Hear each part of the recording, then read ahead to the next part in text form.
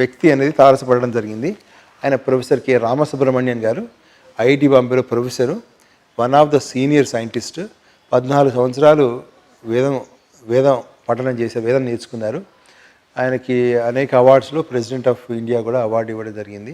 ఆయన యొక్క వేద పాండిత్యాన్ని దృష్టిలో పెట్టుకొని ఆయనతో నాకు కలిగిన అనుభవం, జ్ఞానం అనేది మీకు ఒక టీచింగ్ లెసన్గా అవుతుందనే ఉద్దేశంతో మీకు చెప్తున్నాను. ఆయన నాకు చెప్పిన ఫస్ట్ టీచింగ్ ఏంటంటే, you are Ishwara, see Ishwar everywhere. This the first teaching. నువ్వు ఈశ్వరుడి, అంతటా కూడా ఈశ్వరుడుగానే చూడు. ఇందాక చెప్పాను, వెలుగు టు వెలుగు అనేది చూడాలి. మనం అంటే వెలుగు టు వెలుగు అనేది మాత్రమే చూడటం అనేది ఆయన ఫస్ట్ నేర్పించారు. దాని తర్వాత ఇందాక ఒక స్టోరీ చెప్పాను మీకు నేను. ఒక స్టూడెంట్ ఒక టీచర్ దగ్గరికి వెళ్ళి డీవియేషన్ కాకుండా ఎట్లా ఉండాలి, ఎంత అబ్జర్వ్ చేస్తూ ఉంటే అంత డీవియేషన్ అవుతుంటుంది. ఫోకస్గా ఉండాలంటే మన అబ్జర్వేషన్స్ ఏవి, మనం బయట విషయాల మీద, అనవసరమైన విషయాల మీద, మన వర్క్కి ఎగనెస్ట్గా ఏవైతే ఉంటాయో పాములా కన్సిడర్ చేసి దాని జోలికి వెళ్లకుండా తాబేలు ముడుచున్నట్టుగా ముడుచుకొని మనసులో లక్ష్యాన్ని గుర్తు చేసుకుంటూ ఉంటే అప్పుడు మనసు అనేది పని మీద కూర్చుంటుంది, లేదా కూర్చోదు. అంటే పని చేయడానికి ఆయన చెప్పినటువంటి మంత్రం అది. అదే సెకండ్ది. థర్డ్ ఏం చెప్పారంటే, ఆయన ఒక చెట్టులాగా జీవించమన్నారు. ఎప్పుడు కూడా చెట్టు అన్ని కాలాల్లో, మనకి ఎండాకాలంలో చక్కగా చెట్టు కింద కూర్చుంటాము, ఏసీలో కూర్చుంటాము, ఫ్యాన్లు వేసుకుంటాము. కానీ చెట్టు మటుకు అన్ని కాలాల్లో ఏదో ఒక కాలం, ఎండాకాలంలో ఒక రకంగా, చలికాలంలో ఒక రకంగా, వర్షాకాలంలో ఒక రకంగా, అలా ఎప్పుడు కష్టానికి ఓర్చుకుంటూనే ఉంటుంది. కానీ జీవితాన్ని పంచుతూ ఉంటుంది. తను పెట్టిన వాళ్ళకి, తన పెట్టని వాళ్ళకు కూడా జీవితాన్ని ఎటువంటి భేదం లేకుండా చివరికి ఆ చెట్టుని కొట్టేసినా కూడా ఉపయోగపడే విధంగా చేసుకుంటుంది. అట్లా మనిషి అనే వాడు కూడా అట్లా బతకాలి అనేటువంటి టీచింగ్ అనేది కూడా నాకు చాలా నచ్చింది. ఇంకోటి, ఒక మాట ఏదన్నా మనము అవతల వ్యక్తికి ఇస్తే దాన్ని పాటించాలి. మనం మాట్లాడామా, మళ్ళీ తర్వాత మర్చిపోయామా, తర్వాత మాట మార్చామా కాదు. ఒక మాట ఇస్తే ఆ మాట ఎలా ఎంత కష్టమైనా సరే దాన్ని పాటించాలి అనే విషయం నేను నేర్చుకున్నాను. శీతోష్ణ స్థితులందు సమభావం నేర్చుకున్నాను నేను. అంటే ఎంత ఎండలో అయినా సరే, ఎండలో అలా కాలుతున్నటువంటి మిట్ట మధ్యాహ్నం మే నెలలో కూడా ఆ నడుస్తున్నప్పుడు మొహంలో ఎటువంటి చలనం లేదు. అదేందండి. తర్వాత భూతదయ చూశాను. అంటే ఒక జంతువుకు కూడా కష్టం కలిగితే కారాపల్లా దానికి కొంచెం సేవ చేసి దానికి ఒక ఆహారం ఇచ్చి బయటికి రావడం అనేది చూశాను. దానగుణం చూశాను. ఎక్కడ కనబడితే అక్కడ గీవింగ్. మన అహంకారం పోవాలంటే, మన ఈగో పోవాలంటే మనం ఎంత దానం చేస్తూ ఉంటే మన అహంకారం అనేది ఆవగించబోయి మనం విష్ణు అవుతాం. మన అహంకారాన్ని పోగొట్టుకుంటే దానికి ఇవ్వడం అనే నేచర్ చూశాను. వస్తు రూపంగా, జ్ఞాన రూపంగా, ఏదంటే అది. ఒకసారి ఒక వేద సభలో ఆయన ప్రసంగిస్తుంటే నాకు నచ్చి, సిద్ధరామ శర్మ గారితో పాటు ఉన్నప్పుడు నేను ఒకసారి మా ఇంటికి రమ్మంటే వచ్చేసారు. ఆయన ల్యాప్టాప్ అంతా సర్దుకొని ఆయన ఉపన్యాసము చేసే పద్ధతి, ఆ మొహంలో ఆ కళ, దైవ కళ చూసి రావడం జరిగింది. తర్వాత ఆ పని అర్థం చేసుకొని మళ్ళీ ఒకరు అడుగుతాం కదా, అంకుల్ చాక్లెట్ ఇస్తే వాళ్ళు చాక్లెట్ ఇచ్చామనుకోండి, మళ్ళీ అంకుల్కి చాక్లెట్ కావాలంటారు కదా. సో అట్లనే నేను స్కూల్స్కి వెళ్ళేవాడిని. అప్పుడు స్కూల్స్కి ఒక 10 సంవత్సరాల పాటు ఫ్రీగా వెళ్ళి వాళ్ళకి ఈ సైకలాజికల్ నాలెడ్జ్ని, ఈ భగవద్గీత, ఈ ఉపనిషత్తుల సారాంశాన్ని సైకలాజికల్ పర్స్పెక్టివ్లో వాళ్ళకి అర్థం చేస్తూ, మెడిటేషన్ చేస్తూ ఓ 10 సంవత్సరాలు సేవ చేస్తే అది ఆయనకి నచ్చి ఫ్లైట్ పెట్టుకునే వాళ్ళు వచ్చేవారు. ఆయన వచ్చి నాతో పాటు ఒక ఆవును తీసుకెళ్తే అక్కడికి వస్తుంది కదా, అట్లా నేను చిన్న స్కూల్కి 5th క్లాస్ లోపల ఆయనతో టీచింగ్ చెప్పించాను. ఐఐటి బాంబే స్టూడెంట్స్ చెప్పే మనిషిని స్కూల్ పిల్లలు తీసుకెళ్ళేవాడిని, కాలేజ్ తీసుకెళ్ళేవాడిని, గవర్నమెంట్ స్కూల్ తీసుకెళ్ళేవాడిని, క్యాంపులు, టీచర్స్ ట్రైనింగ్, పేరెంట్స్ ట్రైనింగ్, అలా చాలా తిప్పేవాడిని. తిప్పితే ఏమనేవాళ్ళు కదా, చక్కగా వచ్చేవాళ్ళు. వచ్చి అంటే ఇంకా ధన సహాయం కూడా, నీకు ఒకసారి ఇంత పెద్ద డబ్బులు కట్టించారు, మనం ఏం చేసుకోం. ఇంత చెప్పాను, గురువుని ఎప్పుడు కూడా మనం బ్రహ్మ విష్ణు మహేశ్వరులు వాళ్ళ అనుగ్రహం ఉంటే మనకే వస్తుంది. అప్పుడు నిరాకరించడం కూడా జరిగింది. సో అట్లా గోశాలకు రావడము అంటే, ఆయన నాకు చెప్పింది ఏంటంటే, ఈ ఇంటెలెక్చువల్ నాలెడ్జ్ అనేది ఏదైతే ఉందో అది పబ్లిక్కి ఇవ్వు, నెక్స్ట్ గోసేవ చెయ్యి అని చెప్పారు. 20 సంవత్సరాల నుంచి అదే చేస్తాను. ఎందుకు ఇంత కృతజ్ఞతగా ఇంత చేస్తున్నానంటే, ఆయన నేర్పించిన 2-3 ముక్కలు ఏవైతే ఉన్నాయో అర్థం చేసుకుంటే విలువ. అది అర్థం చేసుకోతే ఏముంటుంది, విలువ ఏముండదు. అందుకని ఆ కలిగిన ఆనందానికి, ఆ తృప్తికి ఇంకా బాధపడుతుంటే సరిగ్గా చేయలేకపోతున్నాను. చివరికి నాకు ఆయనకి మధ్యలో లాస్ట్ డైలాగ్, మన ఒక 2 years బ్యాక్ గోశాలకు వచ్చినప్పుడు ఓ మాట అడిగాను నేను. ఇప్పుడు మీకు మీరు అడిగిన ప్రశ్నకి బాగా ఉపయోగపడుతుంది. అనవసరమైన ఆలోచనలు వస్తే ఎట్లా ఓవర్కమ్ అవ్వాలని ఆయన అడిగాను. ఇప్పుడు ఎప్పుడన్నా ఆలోచనలు వస్తాయి, మనకి ఎప్పుడు వెలుగులో ఉండలేం కదా, ఏదో తామస గుణమో రాజసో ఏదో వాటిలో ఉంటాం మనం. అలా ఉన్నప్పుడు మళ్ళీ మైండ్ కామ్ చేసుకోవడానికి, పీస్ఫుల్గా ఉండడానికి మీరు ఏమేం చేస్తారని అడిగాను. అంటే వాట్ ఈస్ యువర్ టెక్నిక్స్ ఏంటి మీరు అని అడిగితే ఒక మాట అన్నారు ఆయన, వస్తే కదా బయటికి పంపించడానికి, లోపలికి చెడు వస్తే బయటికి ఎలా పంపించడానికి ఏమేమి వాడతారు, ఏ మందులు వాడతారు అని నా ప్రశ్నకి వస్తే కదా బయటికి పంపించడానికి అడిగారు. వెంటనే నేను అడిగాను, అది ఎట్లా సాధ్యపడుతుంది అని అడిగాను. హౌ ఇట్ ఈస్ పాసిబుల్, ఎట్లా సాధ్యపడుతుంది అంటే, మనం ఇందాక చెప్పాను కాసేపు యోగాను, ప్రాణాయామం చేయడము, ఓంకారం చేయడము, పుస్తకాలు చదవడము, దాన ధర్మాలు చేయడం, ఇవన్నీ ఏదో చేస్తే మళ్ళీ మైండ్ ఫ్రెష్ అవుతుంది. అలా స్నానం చేస్తే ఎలా అయితే ఫ్రెష్ అవుతుందో కొన్ని పనులు చేస్తే ఫ్రెష్ అవుతుంది. అట్లా ఎట్లా ఉంటుంది అనగానే కంటిన్యూస్గా పుణ్యకర్మలు చేస్తూ ఉంటే అయిపోతుంది. పుణ్యకర్మలు చేస్తున్నంతసేపు మైండ్లోకి చెడు వచ్చే అవకాశం లేదు. అసలు అవకాశం లేనప్పుడు పోగొట్టే అవకాశం ఇంకా లేదు. అందుకని దినచర్య మొత్తము కూడా మనం సరిగ్గా సక్రమంగా వేసుకొని, అటు తల్లి, ఇటు తండ్రి, ఇటు సమాజం, ఇటు నిన్ను అందరినీ బ్యాలెన్స్ చేసుకుంటూ ఒక మంచి పనులు అనేవి నువ్వు పెట్టుకొని చేయాలి. మంచి పని అంటే మీకు తెలుసు, ఓకే. ప్రొఫెషన్ కూడా ఒక మంచి పని. ఎప్పుడు నువ్వు అవతల వ్యక్తికి ఉపయోగపడే విధంగా ఎక్కువ రిటర్న్ చేసి వచ్చింది ఏదో తృప్తి పడుతూ ఉంటే కనుక అది ప్రొఫెషన్ కూడా. వితౌట్ ఎనీ ఎక్స్పెక్టేషన్ మనం వర్క్ చేస్తే, work for the sake of work చేస్తే అది నిష్కామ కర్మ, అది పుణ్యకర్మనే. దానం, యోగా, స్వాధ్యాయం, అదన్నా. ఇప్పుడు ఋషులు వాళ్ళు ఏం చేశారు, వాళ్ళు మన అంటే మన ముందు తరాల భవిష్యత్తు గురించి వాళ్ళు పునాదులు వేశారు. వాళ్ళు చాలా రోజంతా కూర్చొని, అది పుణ్యకర్మనే.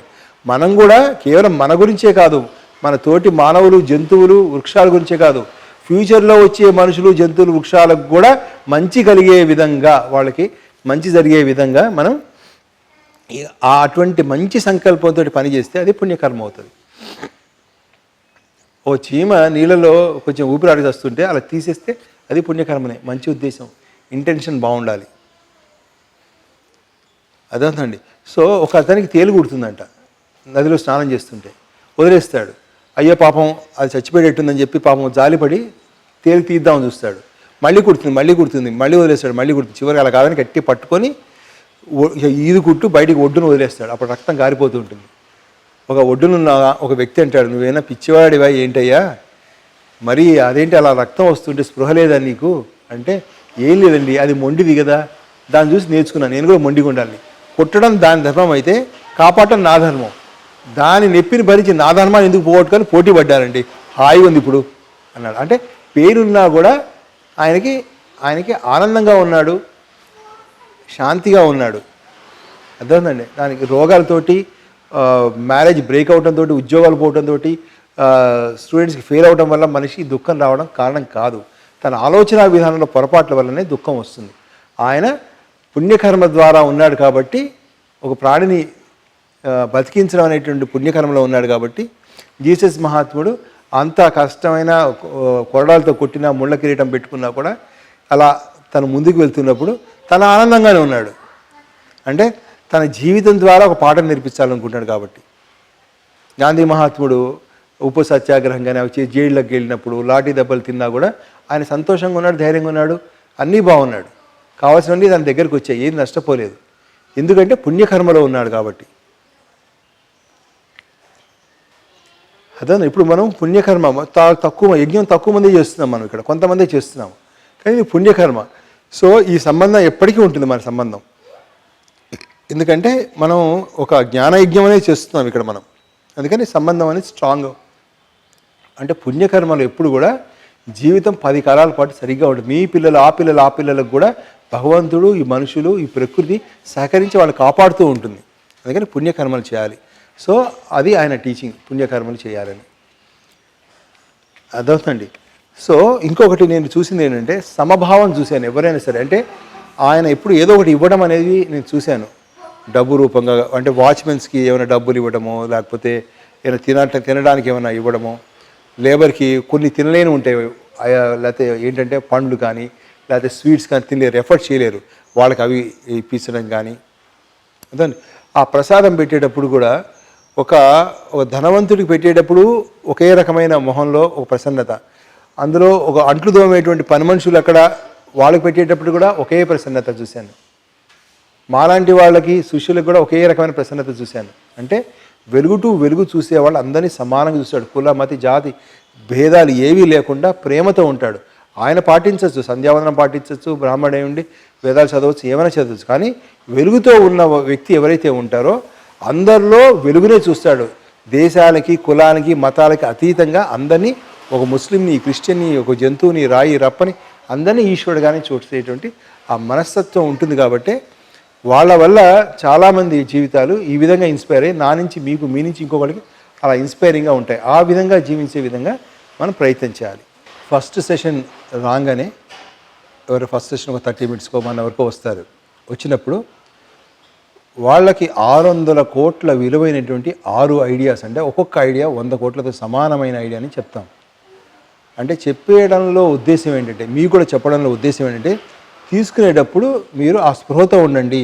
ఒక్కొక్క ఐడియా అనేది 100 కోట్లతో సమానమైనటువంటిది, అది ఆచరణలోనే దాని విలువ తెలుస్తుంది అని చెప్పడం అర్థమవుతుందండి. సో దాంతోపాటు ఏ మందులు వాడాలి, తర్వాత డైట్ ఎట్లా ఉండాలి, లైఫ్ స్టైల్ ఎట్లా ఉండాలి, ధ్యానం ఎట్లా చేసుకోవాలి కూడా మేము చెప్తాం. జీవితంలో ఎప్పుడో అప్పుడు బాధపడిన ఇన్సిడెంట్ మీలో జరిగిందంటానికి చేతులు లేపండి. ఏదో ఒక విషయంలో ఆరోగ్యం కానీ, ఆర్థికం కానీ, సంబంధాల విషయంలో కానీ బాధపడిన వ్యక్తి అందరూ ఉన్నారు కదా, ఏ వ్యక్తులు కూడా అతీతం కాదుగా, రైట్. ఒక్కసారి అప్పుడు గుర్తు చేసుకుంటే ఏం జరిగి ఉంటుంది అని కొంచెం మీరు బ్యాక్ వెళ్తే, విజయం అనే బెలూన్కి పంచర్ అయి ఉంటుంది. విజయం పిల్లలకి ఆరోగ్యం బాగాలేదు. ఆ విజయం, పిల్లలు ఆరోగ్యంగా ఉండాలనుకుంటాం కదా, అదే కదా మన విజయం. అక్కడ జరగలేదు కాబట్టి అక్కడ దుఃఖం వస్తుంది. ప్రేమలో అంటే లవ్ అనేది ఫెయిల్ అయింది, లవ్ ఫెయిల్యూర్ అంటాం కదా, అలా ఫెయిల్ అయినప్పుడు, ఫెయిల్ అయింది అనుకున్నప్పుడు ఏంటి, విజయంలో లోపం అయింది, దుఃఖం. ఎగ్జామినేషన్, ఇంటర్వ్యూ ఫెయిల్ అయింది, ఆరోగ్యం ఫెయిల్ అయింది. అన్ని దుఃఖాలకి కారణం ఏంటి, విజయం కలగకపోవడము. అవునా? మరి విజయం కలగకపోతే ఏం ప్రయత్నం చేయాలి? ఆ ఫెయిల్యూర్ గురించి ఆలోచించాలా, విజయం గురించి ఆలోచించాలా? చూడండి ఎంత చిన్న విషయం చూడండి. ఇప్పుడు సమస్త దుఃఖాలకి కారణం ఏంటంటే విజయం రాకపోవడం, అపజయం రావడం. మనుషులందరూ ఏం చేస్తారు? సపోజ్ ఒక లవ్ ఫెయిల్యూర్ అయింది ఫర్ ఎగ్జాంపుల్, అపజయం గురించి ఆలోచిస్తాడా, జయం గురించి ఆలోచిస్తాడా? అక్కడ జయం ఏంటి? బొద్దుంకే 30 పెళ్ళిళ్ళు అయిన తర్వాత ఇంకో పెళ్ళికి తయారైపోతుంది తన శేష జీవితంలో. ఇంకొకళ్ళు, ఎందుకు నువ్వు అమ్మాయిని ప్రేమించావు? పెళ్లి చేసుకొని సుఖంగా ఉండడానికి. అదైతే ఆ పోస్ట్ పోదుగా, ఆ సిస్టమ్ ఏమీ ఖాళీ కాలేదు కదా. ఇంకొక ప్రయత్నం, ఈసారి విజయం అవ్వడానికి ఇంకొక ప్రయత్నం మళ్ళీ చేసుకోవాలి. అంటే పోనీ అలా కాదు, అపజయం గురించి ఆలోచిద్దాం. అమ్మాయిలా మోసం చేసింది, అబ్బాయిలా మోసం చేశాడు అని మనము అలా కొన్ని గంటలు, కొన్ని రోజులు, కొన్ని నెలలు, కొన్ని సంవత్సరాలు కూడా, 10 సంవత్సరాలు కూడా ఆలోచించిన వాళ్ళు చూశాను నేను. ఏమవుతుంది అప్పుడు? అంత ఆలోచిస్తే ఏమవుతుంది వాళ్ళది? ఆ జయం అంటే అలా ఆలోచించినప్పుడు వాళ్ళు చేయాల్సిన కెరియర్ కానీ, వాళ్ళకి ఫ్యామిలీ విషయంలో కానీ, సొసైటీ విషయంలో కానీ, దేశం పట్ల కానీ వాళ్ళ బాధ్యతగా వాళ్ళు పనులు చేస్తారా, చేయరు వాళ్ళు? అప్పుడు ఇక చేయనప్పుడు ఆ జయమా అపజయమా? అంటే ఆ అపజయం అనేది ఇంకో అపజయానికి కారణమవుతుంది. Law of attraction. నీకు అపజయం అన్నప్పుడు అపజయం కారణమవుతుంది. అంటే పెనంలో పోయి పొయ్యిలో పడుతుంది చివరికి. అర్థమవుతుందండి? సో అట్లనే ఒక ఎగ్జామినేషన్ ఫెయిల్ అయ్యాడు ఒకతను.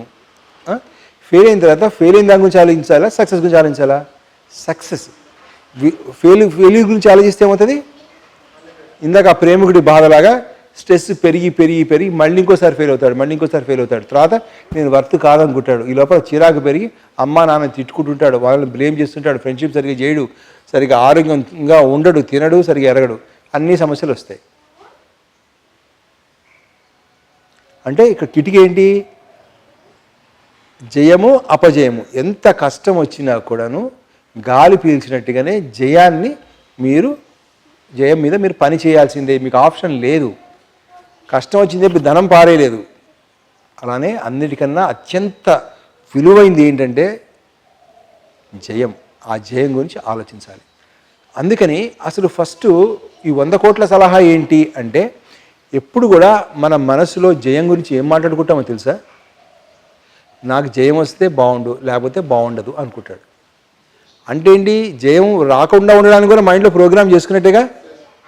ఇప్పుడు మీకు సెషన్ తీసుకుంటున్నాను, నేను ఖచ్చితంగా జయం మాత్రమే అవ్వాలని నా మనసుకి చెప్తాను. మనసా, నువ్వు నాకు పనివాడివి, నాకు సర్వెంటి, నేను వెలుగుని, నీవు ఎట్లాగైనా ఎక్స్క్యూజెస్ చెప్పకు. ఓకే, 10 మంది వచ్చారా, 20 మంది వచ్చారా, 100 మంది వచ్చారా, అవంతా నాకు తెలియదు. నీ యొక్క జ్ఞానం అనేది ఏదైతే ఉందో అది అక్కడ సరిగ్గా అక్కడ వెళ్ళాలి, అవతల వ్యక్తికి ఉపయోగపడాలి. ఫెయిల్యూర్ అని చేయడానికి నీకు అవకాశం లేదు, కేవలం సక్సెస్ మాత్రమే నీ ఆప్షన్ చెప్తాను. అలా ప్రతి పనిలో చెప్తాను నేను. తినడం దగ్గర నుంచి పంట వరకు ప్రతి దాంట్లో చెప్తా. ఒకసారి పడిపోతుంది, ఒకసారి పడిపోతే నువ్వు పడిపోయావు, నువ్వు ఇప్పుడు చేయాల్సింది పడిపోవడం గురించి కాదు, మళ్ళీ నిలబడి మళ్ళీ జయాన్ని నాకు అందించడంలో ఉన్నావు. నువ్వు నా సర్వెంట్వి సుమా, నువ్వు ఇదే నీకు శక్తివంతుడివి నువ్వు కూడా. ఓకే, నీకు కావాల్సిన శక్తి అంతా నేనే ఇస్తాను, నా వెలుగు ద్వారా ఇస్తాను, నువ్వు పని చెయ్యి, నువ్వు డూ ఇట్ అని మైండ్కి చెప్తాం. అంటే 100 కోట్ల ఐడియా ఏంటంటే, మన సక్సెస్ని ఆప్షనల్గా తీసేసి డిలీట్ చేసేసి మ్యాండేటరీగా కంపల్సరీగా తప్పనిసరి అని చెయ్యాలి. మనసుని విజయం అనేది తప్పనిసరి అని చెప్పుకోవాలి. ఎందుకంటే మన లంగ్స్ ఉన్నది గాలి తీసుకోవడానికి, హార్ట్ ఉన్నది బ్లడ్ పంప్ చేయడానికి, మనసు ఉన్నది విజయం మాత్రమే, అండర్లైన్ మాత్రమే పొందడానికి సహజ ధర్మం అది. దాని న్యాచురల్ ఇన్స్టింక్ట్ ఏంటంటే విజయాన్ని సాధించడం మాత్రమే. అలానే పోరాడాలి, కొంచెం టైం తీసుకోవాలి, కానీ డెఫినెట్గా సక్సెస్ మటుకు రావాలి. సో ఇక్కడ అంత 100 కోట్లు పెట్టేటువంటి ఒక మేనేజ్మెంట్ ఐడియా ఏంటంటే, ఆప్షనల్గా తీసేసి మ్యాండేటరీగా మనసులో స్థిరపరచడం, చెప్పుకుంటూ ఉండడం, పదే పదే గుర్తు చేయడం, మనసుని సర్వెంట్గా చేసుకొని దానికి జ్ఞాపకం చేస్తూ చెయ్యి అని చెప్పడమే. సో అన్నిట్లో సక్సెస్ వస్తుందండి. ఇప్పుడు సూర్యుడు వస్తే అన్నింటిలో వెలుగు వస్తే, కొన్నిట్లో వస్తే అన్నింటిలో వస్తుంది. అట్లనే మనకు కూడా ఆడు కెరియర్గా, ఆడు ఇండివిజువల్గా, ఆడు హెల్త్ పరంగా, ఆడు ఫ్యామిలీ పరంగా అన్నింటిలో వస్తుంది. అదేంటో కానీ ఆ మ్యాజిక్ ఒకసారి అనుభవించిన వాడికి తెలుస్తుంది. ఏం జరిగినా సక్సెస్గా దానంతా అది మార్చుకొని తిరుగుతుంది, పొద్దు తిరుగుడు పువ్వులాగా. ఏం జరిగినా కూడా కొంచెం తిరిగి మళ్ళీ సక్సెస్ లాగా చూపిస్తుంది. అది చాలా అద్భుతంగా ఉంటుంది. అదే ఇప్పుడు ఫర్ ఎగ్జాంపుల్ ఇప్పుడు మన సెషనే ఉంది, ఇది అద్భుతమైన సక్సెస్గా అనిపిస్తుంది. చక్కగా ఇక్కడ ఉన్న వాళ్ళందరం చాలా ఇంట్రెస్ట్గా ఉంటున్నాము, చెప్పుకున్న వాళ్ళు కూడా ఇంట్రెస్ట్గా చెప్తున్నాము. చాలా మంచి రేపు గ్రూప్ సెషన్స్ తీసుకోవడానికి కావాల్సిన అద్భుతమైన పునాది, రేపు మంచి వీడియోస్ అందించడానికి కావాల్సిన మంచి పునాది రెండు ఈరోజు జరిగాయి. ఈరోజు అర్థండి.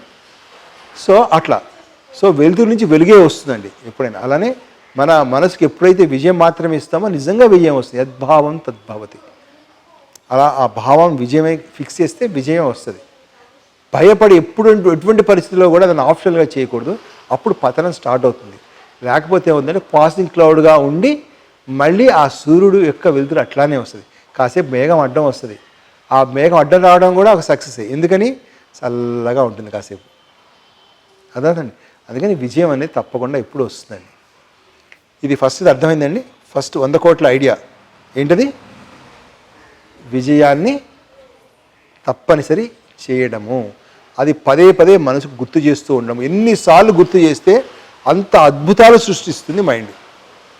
పొద్దున ఒకసారి, మధ్యాహ్నం ఒకసారి, పండగకి దేవుని గుర్తు చేసుకున్నట్టు కాకుండా, అదేనండి, ఒక ప్రేమికుడు ప్రియురాలు ప్రేమికుడిని ఎలాగైతే గుర్తు చేసుకుంటుంటారో ఎప్పుడు అది ఒక మైండ్లో ఒక ఏరియాని ఆక్యుపై చేయాలి. సక్సెస్ అనేటువంటిది ఎప్పుడు నడుస్తూనే ఉండాలి, కంపల్సరీ అవ్వాలి అని. అప్పుడు అన్నింటిలో కూడా మార్పు వస్తుంది. ఓపిక పట్టాలి, కొంచెం ఓపిక ఉండాలి. ఎంత కష్టం వచ్చినా కూడా ఒక పండు అది పండడానికి కొంత టైం ఉంటుంది, రాలడానికి ఒక టైం ఉంటుంది.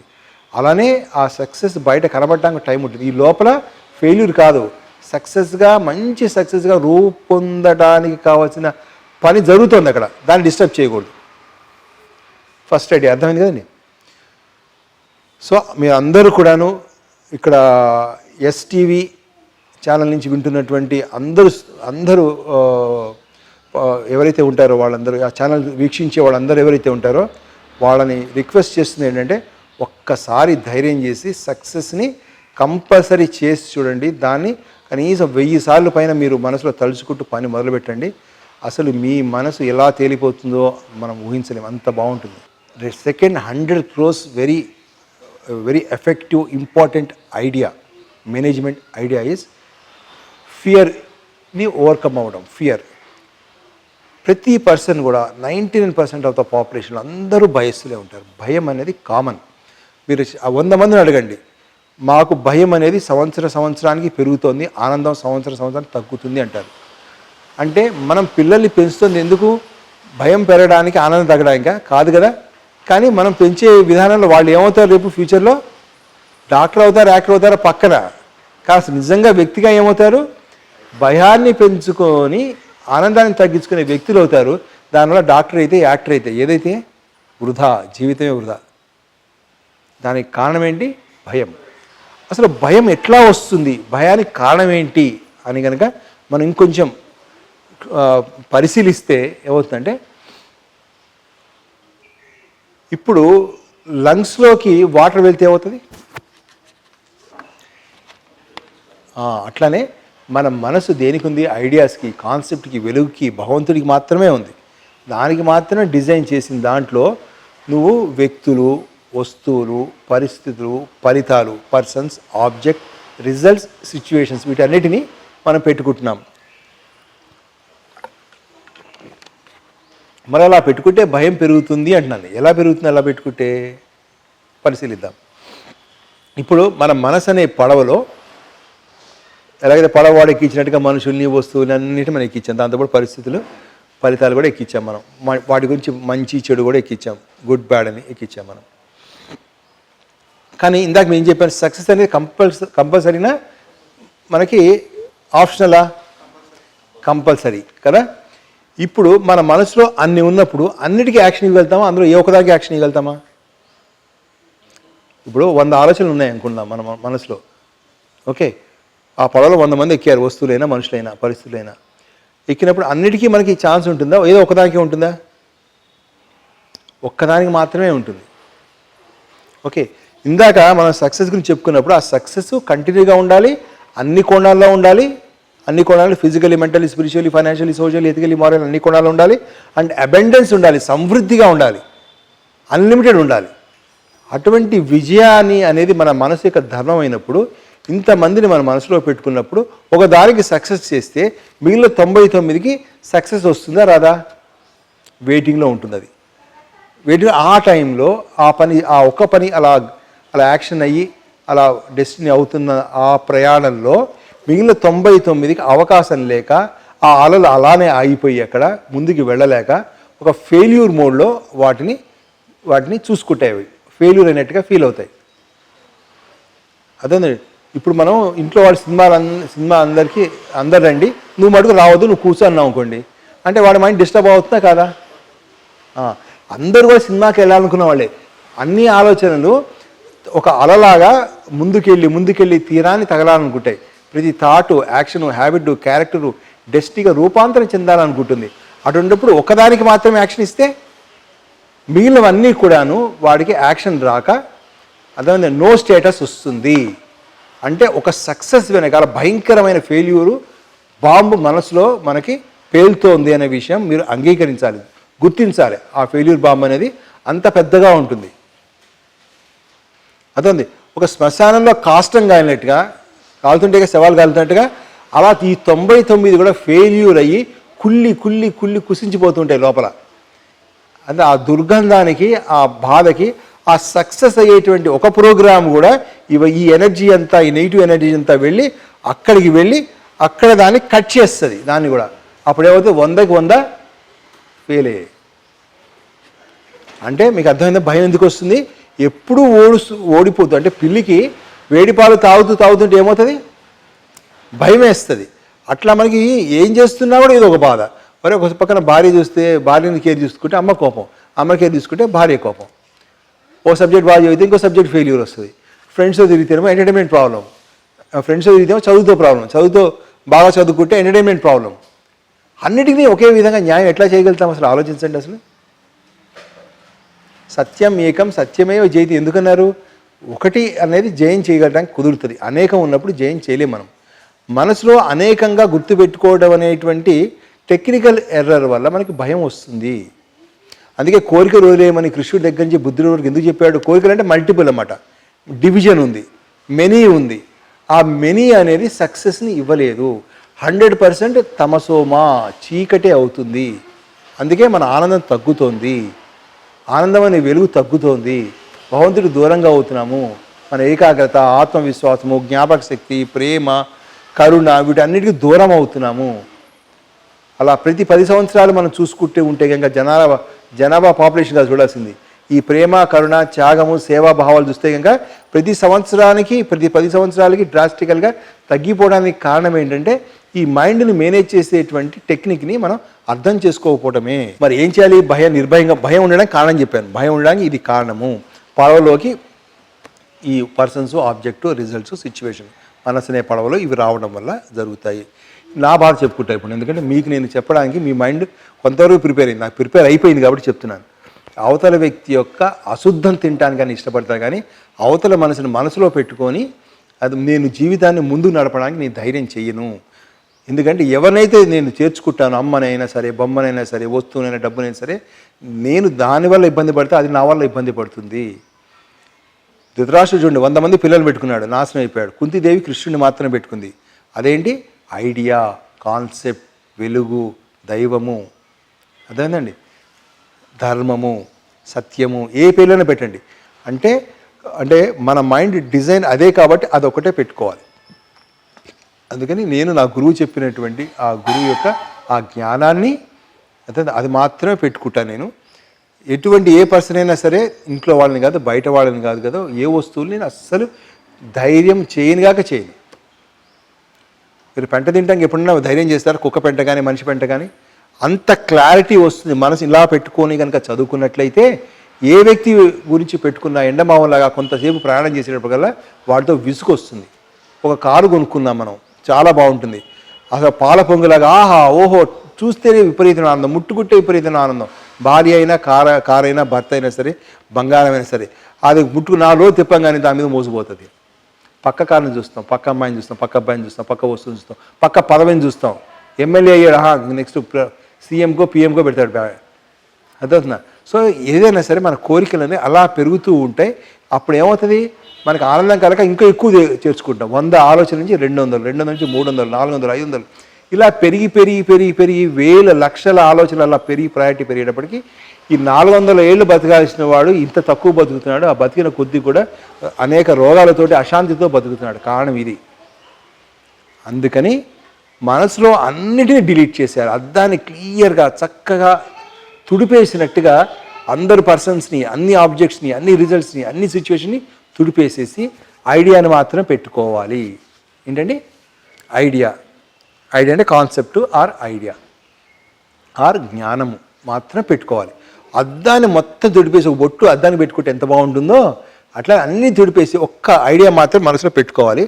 ఆ ఐడియాకి ఎంత గొప్పదనం అంటే ఐడియా ఈ శరీరాన్ని, ఈ మనసుని, ఈ కుటుంబాన్ని, అనేక కుటుంబాలని, ఈ దేశాన్ని అన్నిటికీ ముందు నిలబడాలి. కానీ తప్పకుండా దానికి ప్రాణప్రతిష్ఠ చేస్తుంది. బ్రహ్మ, విష్ణు, మహేశ్వరులాగా, సరస్వతి, లక్ష్మి, అమ్మవారిలాగా ఆ త్రిమూర్తులు కలిపినటువంటి అద్భుతమైన శక్తి అనేది ఆ ఐడియాకి, ఆ వెలుగుకి, ఆ చైతన్యానికి ఉంటుంది.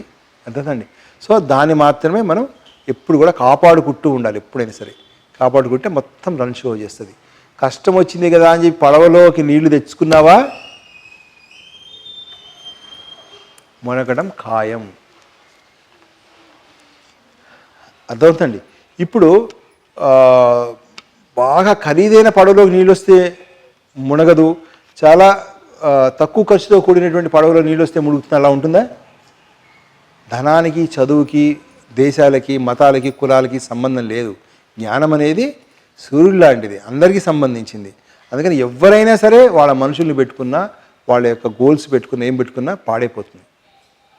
ఐడియా పెట్టుకోవాలి, ఐడియాకి చెప్పాలి. ఐడియా ఆటోమేటిక్గా చూసుకుంటుంది ప్రతి దాన్ని. అర్థం ఎలా అయితే చూసుకుంటుందో పనిలో సక్సెస్, ఫ్యామిలీలో సక్సెస్, డబ్బులో సక్సెస్, ప్రతి దాంట్లో సక్సెస్ అనేది తెచ్చుకుంటుంది. ఎందుకంటే అన్ని పవర్సు, అన్ని స్ట్రెంగ్స్, అంత క్రియేటివిటీ అంతా దానిలోనే ఉంటుంది. కాబట్టి all powers are within us అన్నట్టుగా దాంట్లోనే ఉంటుంది కాబట్టి అది that should run the show. మీ యొక్క కోరిక పరిపూర్ణమైంది, ఇందాక చెప్పాను మీ సక్సెస్ అనేది పరిపూర్ణమైంది, పరిపూర్ణంగా ఉండాలి. Success continuous all aspects abundance పరిపూర్ణంగా ఉండాలి. కానీ మీ యొక్క వ్యక్తిత్వం ఎలా ఉంది, మీది కోరికలతో కూడినప్పుడు కొంచెమే ఉంది మీ వ్యక్తిత్వము, భయంతో ఉంది, ఆనందం తగ్గి ఉంది, అందులో అనేక లోపాలు ఉన్నాయి. ఇది వెళ్ళి దీన్ని కలవలేదు, దీన్ని తెచ్చుకోలేదు. అందుకని అపజయాల యొక్క పర్వతాలు అయిపోతున్నాయి మన మనసులో, అయిపోయి జీవితం విసుకొచ్చిపోతుంది. అందుకని ఎప్పుడైతే మన కాన్సెప్ట్ ఐడియా తెచ్చుకున్నామో ఐడియా పరిపూర్ణమైంది, దేన్నైనా వెలిగించగలుగుతుంది. సూర్యుడినే వెలిగించేటువంటి అతిశక్తివంతమైంది, 1000 మంది సూర్యులైనా వెలిగించేటువంటి అద్భుతమైన శక్తి ఉండగా ఇలా పెరిగిపోతుంది ఒక్కసారి. అది పెరగగానే మనకి సక్సెస్ని ఈజీగా తెచ్చి పెడుతూ ఉంటుంది. అర్థమవుతుందండి? సో ఏదైనా ఒక వస్తువుని మనం తీసుకోవాలంటే దానికి తయారీ కూడా ఒక రకంగా ఉండాలి. మనము ఒక ఏరోప్లేన్ కనుక్కుంటాను, రూపాయి తీసుకొని పోతే అది ఫెయిల్యూర్ వస్తుందని భయం ఎందుకు? ఎలానే వస్తుంది, భయపడాల్సిన అవసరమే లేదు. భయం వస్తుంది, ఖచ్చితంగా ఒప్పేసుకోవచ్చు. అంటే ఇంత విలువైన సక్సెస్ని, ఈ మ్యాండేటరీగా ఉన్నటువంటి సక్సెస్ని, ఈ జయానికి కావాలంటే కేవలం సత్యం అనేటువంటి టెక్నాలజీనే యూజ్ చేయాలి తప్ప మనం వేరేది యూజ్ చేస్తే అది కుదరదు. అర్థమైందండి? సెకండ్ అర్థమైనట్టేనండి.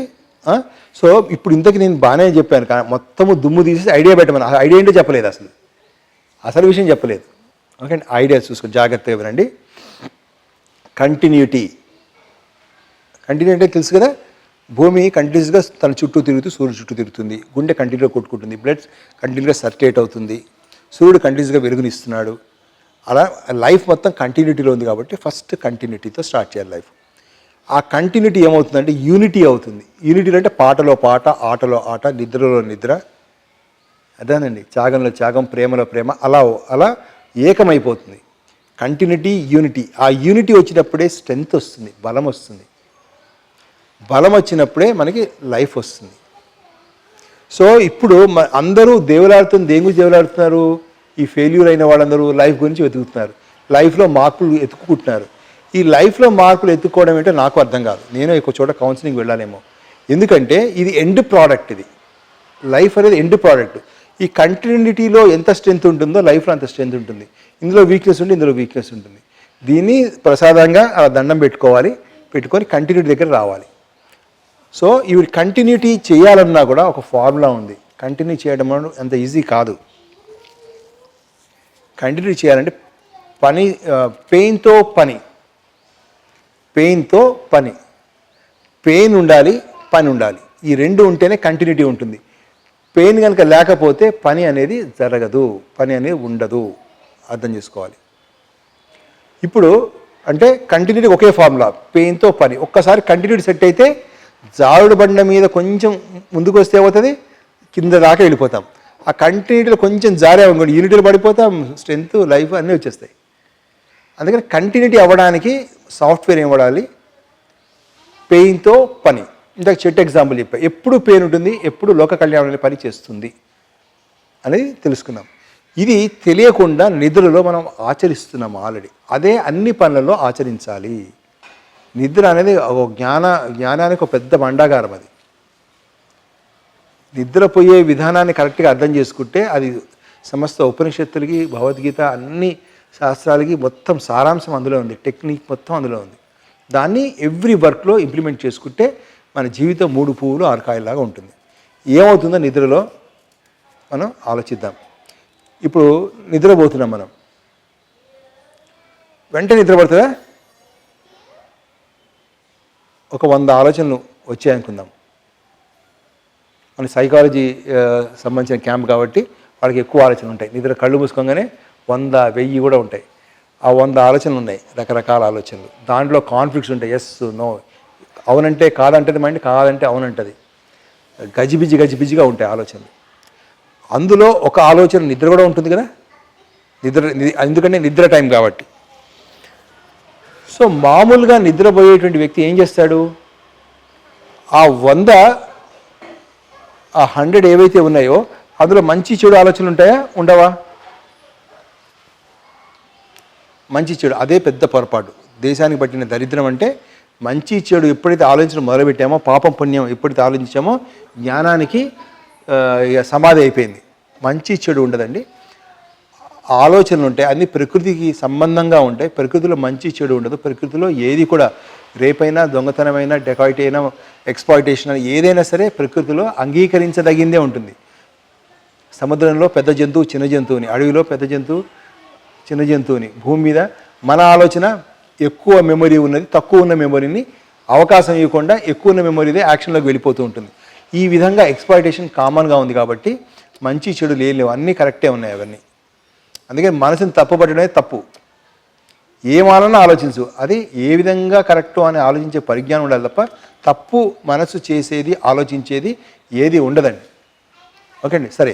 అందుకని 100 ఫ్లవర్స్ తోటి నేను పోలుస్తున్నాను. అందులో నిద్ర అనేది ఒక ఫ్లవరు. ఆ ఫ్లవర్ మన ఐడియా అనేది తేనెటీగా అనుకుంటే అది వెళ్ళి నిద్రపోవాలనే ఆలోచన మీద వాళ్తుంది. వాలి పక్కకి వెళ్తుందా, అక్కడే ఉంటుందా? అక్కడే ఉంటుంది. మరి అటు ఎందుకు డొల్లుతాము? మిగిలిన 99 ఆలోచనలు పెట్టేటువంటి షాక్కి, అవి షాక్ ట్రీట్మెంట్ ఇస్తాయి మనకి. అందుకని అడ్డు డొల్లి ఇటు డొల్లి దాని మటుకు వదలము. అర్థమవుతుందండి? ఒక ఒక ముంగీస పావును పెడితే వదులుతుందా? వదలదు, అలా పట్టుకొనే ఉంటుంది. ఓ ముసలి వదులుతుందా? వదలదు. అట్లానే మనం దాన్ని అలా పట్టుకొని ఉంటాం. అడ్డు డొల్లుతాం ఇటు డొల్లుతాం, కానీ ఆ 99 ఆలోచనలకి దగ్గరికి వెళ్ళాం మనం. అడ్డు డొల్లి డొల్లి ఇది కంటిన్యూ చేస్తాం. నిద్రపోవాలి నిద్రపోవాలి నిద్రపోవాలి, ఫీల్ని కాన్షియస్గా సబ్ కాన్షియస్గా ఫీల్ అయ్యి ఆ 99 ఆలోచనలు పెయిన్ క్రియేట్ చేస్తూ చేస్తూ చేస్తూ ఉంటాయి. చివరికి ఆ కంటిన్యూటీ పెరిగి పెరిగి పెరిగి యూనిటీలోకి వెళ్ళంగానే ఇవి డిసప్పియర్ అయిపోతాయి, హిడెన్ అయిపోతాయి. ఏవి? 99 ఆలోచనలు హిడెన్ అయిపోతాయి. అప్పుడు యూనిటీ వస్తుంది. అంటే ఆ యూనిటీ అనేది, ఆ యోగా అంటే యూనిటీని అంటారు కదండి. ఆ యోగం పట్టేటప్పటికి బలం వస్తుంది, లైఫ్ వస్తుంది. సో మనము వర్క్ చేయాల్సింది పెళ్ళిళ్ళు, కానీ పెళ్ళిలో కూడా యూనిటీనే, ఉద్యోగంలో యూనిటీనే, అన్నింటిలో కూడా యూనిటీ గురించి ప్రయత్నం చేయాలి. కానీ పగలపూట మటుకు మనకి ధ్యానంలో కానీ పగలపూట కానీ ఏం జరుగుతుందంటే, ఆ కంటిన్యూటీ యూనిటీ అయ్యే లోపల మనం ఏం చేస్తాము, మనకి అనేక రకాలైన ఆలోచనలు ఉంటాయి కదా, number of persons, number of object, results, situations చాలా ఉండేటప్పటికి ఏమవుతుందంటే, మనము ఒక దాంట్లో యూనిటీ మెయింటైన్ చేద్దాము, కంటిన్యూటీ పెంచుదాం అనే లోపల 99 ఆలోచనలో కలిగేటువంటి ఆ ప్రెషర్కి తట్టుకోలేక, ఆ ఒత్తిడికి తట్టుకోలేక డీవియేట్ అవుతాము. డీవియేట్ అయ్యి ఇంకొక పుష్పం మీద వాళ్తాము. ఆ వాలి దానిలో తేనె అనేటువంటి యూనిటీ, స్ట్రెంగ్త్, లైఫ్ని ఎంజాయ్ చేద్దాం అనుకునే లోపల మిగిలిన 99 ఆలోచనలు ఏవైతే ఉంటాయో ఆ ఆలోచన ప్రజలు తట్టుకోలేక మళ్ళీ కోతిలాగా జంప్ అవుతాము. ఇలా జంప్ అవుతూ మంకీ మైండ్ లాగా ఉండడం వలన కంటిన్యూటీ యూనిటీ రావట్లేదు. యూనిటీ వచ్చిన వాడు ఎప్పుడు సంతృప్తిని కలిగి అందరి పట్ల ప్రేమ, త్యాగము, సేవాభావంతో, అంకిత భావంతో చక్కటి జీవితాన్ని జీవిస్తూ ఉంటాడు వాడు. అలా జీవించేవాడు 99% తక్కువ ఉన్నారు. కారణం ఏంటంటే ఈ కంటిన్యూటీలో పొరపాటు. అంటే ఇందాక చెప్పినట్టు అసలు పొరపాటు ఎక్కడుంది? ఈ మైండ్లో పర్సన్స్, విషయాలు అంటారు. విషయాలు భగవద్గీతలో విషయములు ఇవి. Persons, object, results, situation. అదేనండి. ఇప్పుడు భార్యాభర్తల్లో చాలా సెన్సిటివ్. 10 కేసుల్లో నాకు 7 కేసులు భార్యాభర్తల కేసులు వస్తాయి నాకు. భార్య ఎట్లా అంటే, తన పిల్లవాడు, తన భర్త, ఇదే మైండ్లో, ఈ పడవలో తన మైండ్ అనే పడవలో వాళ్ళు కూర్చోబెట్టి ఇలా బొత్తుతో పెట్టి చూస్తుంది. కూర్చున్నాడా, నిల్చున్నాడా, పడుకున్నాడా, తిన్నాడా, తినలేదా, మాట్లాడలేదా, ఇదే పని, జాస. ఇక భర్తకి నరకం ఇంకెక్కడ లెక్కల, యమధర్మరాజు అక్కర్లా, భార్యే పెద్ద నరకం, ఇంకేముండదు. విపరీతమైన టార్చర్. అంటే ఎలా అనిపిస్తుంది అంటే, కొంచెం గోకి కళ్ళ దగ్గర ఇలా గోకంగానే ఆవు వెనకాల దాని తోక దగ్గర గోకంగా మూత్రం పోస్తుంది. మనిషికి కొంచెం మీ భార్య ఎట్లా, ఏంటి పరిస్థితి, ఎట్లా ఉందని కానీ బోరుని ఏడుచే పరిస్థితి ఉంది ఇప్పుడు. అదే కారణం ఏంటంటే అటాచ్మెంట్. అంటే ఒక స్త్రీ అనేది జగన్మాత, విశ్వమాత. సో ప్రపంచానికి అందరికీ ఆ ప్రేమని, ఆ సేవని అందించగలిగిన శక్తిపరురాలు ఈరోజు ఇలాంటి జ్ఞానం లేకపోవడం వల్ల ఈ టోటల్ కాంట్రాక్షన్కి వచ్చేసింది. అప్పుడు తన నుంచి వచ్చే పిల్లలు, మగ పిల్లాడు పుట్టాడు అనుకోండి, ఆ పెద్దవాడైన తర్వాత ఎలా ఉంటాడు? వాడు కాంట్రాక్షన్. ఆయన చేసుకునే భార్య కాంట్రాక్షనే. జోగి రాసుకుంటే బూడిద అనే పిల్లవాడు పుట్టి వాడ పెద్ద లైబిలిటీ, జీవితాంతం వాడు భరించాలి. వాడు ఒక క్షణం వినడు మాట, నానా నరకం. దాని బదులు ఏమవుతుంది? కొంచెం టైం తీసి రోజుకి 1 గంట సేపు ఒక స్వాధ్యాయం చేసుకుంటూ, వీక్లీ వన్స్ ఇలాంటి సత్సంగాలు అటెండ్ అవుతూ ఉంటే, ఇలాంటి వర్క్షాప్స్కి అటెండ్ అవుతుంటే జ్ఞానం పెరుగుతూ ఒక సంవత్సరంలో చాలా మార్పు వస్తుంది. అర్థమవుతుందండి. అంటే అర్థమైందండి. కంటిన్యూటీలో పొరపాటు ఎందుకంటే మళ్ళీ అటాచ్మెంట్ వల్ల.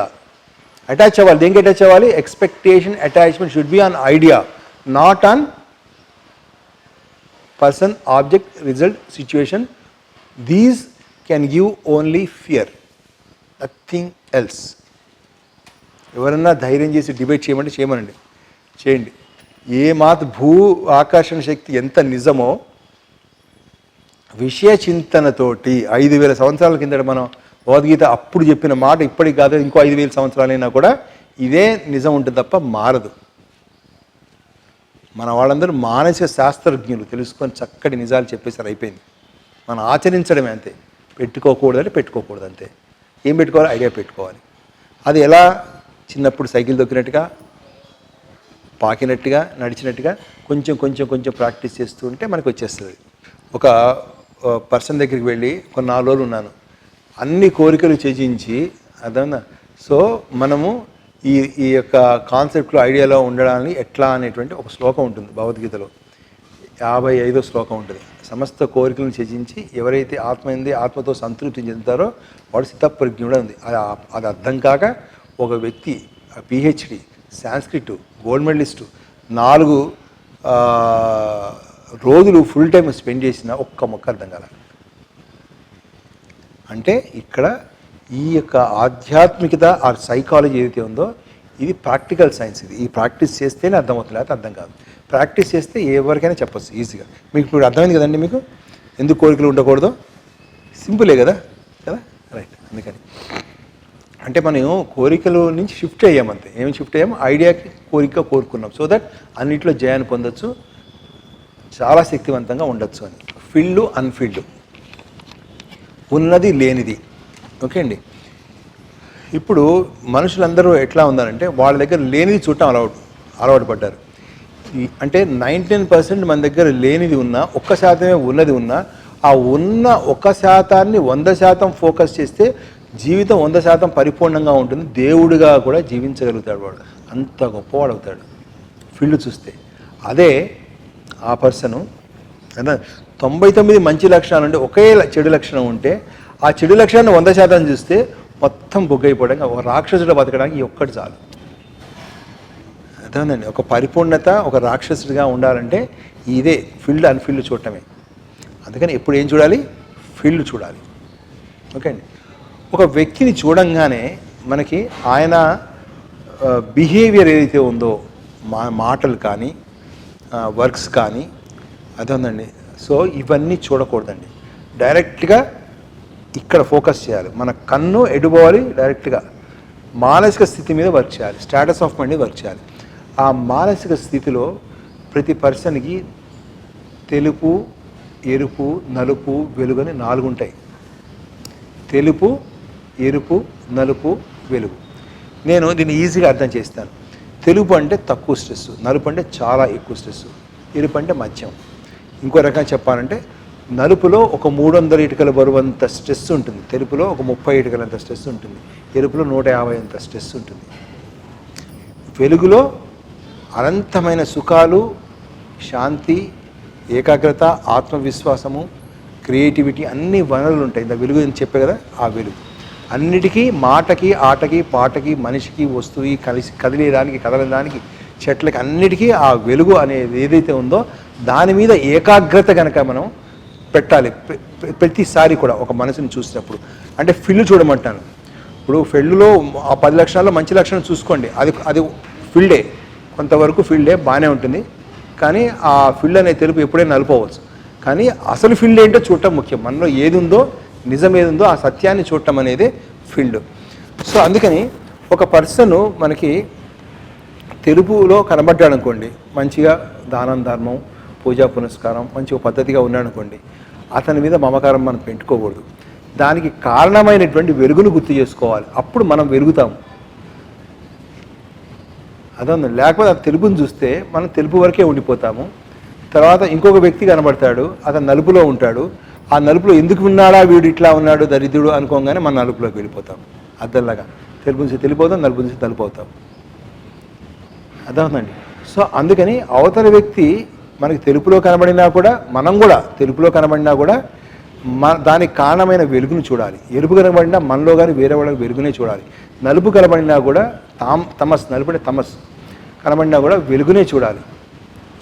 అది ఫీల్డ్ చూడటం అంటే ఇందాక చెప్పినట్టుగా ఫీల్డ్ టు అంటే వెలుగు టు వెలుగు, ఈశ్వర టు ఈశ్వర అనేది చూడటం అనేది మైండ్కి అలవాటు చేసినప్పుడే మనిషికి స్థిరత్వం ఉంటుంది, అది ఫిల్నెస్ ఉంటుంది. జీవితంలో అన్నీ ఫిలప్ అయిపోతాయి, తనకి అన్నీ తన దగ్గర వడ్డించిన ఇస్తరాకులాగా ఖచ్చితంగా ఉంటుంది.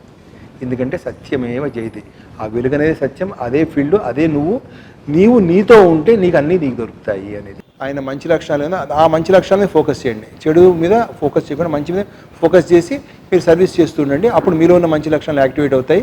అప్పుడు అతనిలో ఉన్నటువంటి చెడు లక్షణాలు కూడా పోతాయి. అంటే మన వాళ్ళు చెప్తారు, నేను ఉపకారం చేసిన తర్వాత నీ మనసు బాగుంటుందా బాగుంటుందా? బాగుంటుంది. సో బీ అండ్ మేక్ అంటే అదేగా. అదే నువ్వు అపకారం చేసావని చెప్పి నీకు చెడు చేస్తున్నప్పుడు ఆ మనసు ఎట్లా ఉంటుంది? చెడుగా ఉంటుంది. ఓకే అండి. అందుకే ఎవరిని ఏ సిస్టమ్ని రాంగ్గా ప్రూవ్ చేసినా మన మనసు పాడవుతుంది. అలా మన మనసు పాడైనప్పుడు నేను చేసే యాక్షన్ వల్ల నీకు కొంచెం నష్టం జరిగినప్పుడు నీ మనసు పాడవుతుందా పాడవదా? నువ్వు నన్ను చంపుతావు. సినిమాల్లాగా ఒక వింగ్ ఇంకోటి చంపుతుంటారు, ఇంకో వింగ్ ఇంకోటి చంపుతుంటారు. ఈ విధంగా ఈ గుణాలని చూడటం వల్ల తలుపు నలుపు ఎరుపు అనే గుణాలు, ప్రకృతి ద్వారా సంబంధించినటువంటి ఈ గుణాలు ఏవైతే ఉంటాయో అదేనా, వీటిని చూడడం వల్ల ఎప్పుడైనా సరే మనము స్టేబుల్గా ఉండలేము, ఫీల్డ్కి చేరలేము. ఫీల్డ్కి చేరినప్పుడు మాత్రమే, సింహం గూటికి చేరినప్పుడే, నీళ్ళలో చేరినప్పుడే అన్నిటినీ పట్టే శక్తి దానికి కలిగి ఉంటుంది. మన ఇల్లు ముసలికి నీళ్ళలో మనకి వెలుగే, మనకి ఆత్మనే, మనకి భగవంతుడే. అర్థం లేదా సైలెన్స్ అనుకోండి మరీ డైల్యూట్ చేస్తే, లేకపోతే వైట్ బోర్డ్ అనుకోండి. ఇక సైకాలజీని మీరు చూపించాలంటే ఇలా ఎప్పుడూ ఒకదాన్నే మనం చూపిస్తూ మన మనసుకి అలవాటు చేస్తూ ఎన్ని కష్టాలు వచ్చినా ఆ వైట్ బోర్డ్ని, ఆ సైలెన్స్ని, ఆ వెలుగునే మనం ట్రిగర్ చేస్తూ చేస్తూ చేస్తూ చేస్తూ ఉంటే యూ కెన్ మూవ్ మౌంటైన్స్. అదేనండి, అంత శక్తిగా ఉంటుంది. Ego versus wisdom. ప్రతి వ్యక్తి కూడాను ఒకటి ఇందాక చెప్పినట్టుగా ఒక 300 ఇటుకలతోటి మనం నడవడం, కూర్చోవడం, పడుకోవడం, తినడం బెటరా? ఆ 300 ఇటుకలు తీసి ఈ పనులు చేయడం బెటరా? తీసేయడం బెటర్. సో మనము కెమెరాని ఇలా పెడుతున్నాం, మనం డెవలప్మెంట్కి, జయం కలగడానికి ఇలా పెట్టుకుంటున్నాం. ఇలా పెట్టుకున్నప్పుడు ఏమవుతుందంటే మనలో 100 నుంచి 200, 300 ఇటుకలు పెరుగుతున్నాయి. ఇలా పెట్టుకున్నప్పుడు పర్సన్స్, ఆబ్జెక్టు, రిజల్ట్, సిచ్యువేషన్ మన మైండ్లోకి వస్తారు. వాటి ద్వారా స్ట్రెస్ పెరుగుతుంది. కెమెరాని ఇలా తిప్పాలి, turn around, look with in, నీలో నువ్వు చూసుకో. ఫస్ట్ బట్టలు వేసుకొని, అంటే కొన్ని చాలా అసభ్యంగా చెప్తే కానీ అర్థం కాదు. మనిషికి భౌతికంగా తెలిసినటువంటి అంటే ఇది పద్ధతి కాదనే భౌతికంగా తెలిసింది మనకి మానసికంగా తెలియట్లేదు. అందుకని నేను చెప్తున్నాను. ఇప్పుడు ఒక బట్టలు విప్పి, ఎటువంటి బట్టలు వేసుకోకుండా రోడ్డు మీద అందరు తిరుగుతుంటే ఎట్లా ఉంటుంది ఊహించండి. ప్రపంచం అంతా జనాభా, అమెరికా కాదు, ఇండియా కాదు, శ్రీలంక కాదు, అందరూ బట్టలు ఇప్పుకొని తిరుగుతున్నారు. ఎవరు బట్టలు వేసుకోవట్లేదు. అంటే కుక్క, బర్రె, గాడిద వీటిలాగా మనం ఉన్నాం. అది ఎట్లా ఉంటుంది? ఇక అంటే ఈ మొహమాటం ఏం లేదు. మనుషులు మానేసి జంతువులు అనుకోవచ్చు. వీడు నా భర్త, వీడు నా భార్య, ఏమీ లేదు. ఎవరికి కావాల్సినట్టుగా వాళ్ళు ఎవరు దోచుకున్నట్టు దోచుకొని చక్కగా హాయిగా బతకచ్చు. అటువంటి ఎనిమల్ ఇన్స్టింక్ట్ నుంచి మనం మనుషులుగా మారాం. కానీ తెలియకుండా మనసులో మనం మటుకు అట్లానే ఉంటున్నాం. అర్థండి. సో నేనేమంటే ఇప్పుడు కెమెరా ఇలా తిప్పినప్పుడు మన మనసు ఇలా 300 ఇటుకలతో ఉందనుకోండి, అప్పుడు భర్త భార్యతో మాట్లాడడం కరెక్టా రాంగా? ఇలా ఉంది, స్ట్రెస్ అనేది ఇట్లా ఉంది. నీ కెమెరాలో పెట్టుకున్నావు, 300 ఇటుకలు ఉన్నాయి, ఓకే, ఇలా ఉంది. సో భర్త భార్య దగ్గరికి వెళ్ళినప్పుడు కెమెరా ఇలా తిప్పుకొని తన 300 ఇటుకలు ఇలా ఉన్నాయి అంటే హెవీ స్ట్రెస్తో ఉన్నాడు. అప్పుడు భార్యతో అయినా మాట్లాడడం కరెక్టా రాంగా? మాట్లాడితే ఏమవుతుంది?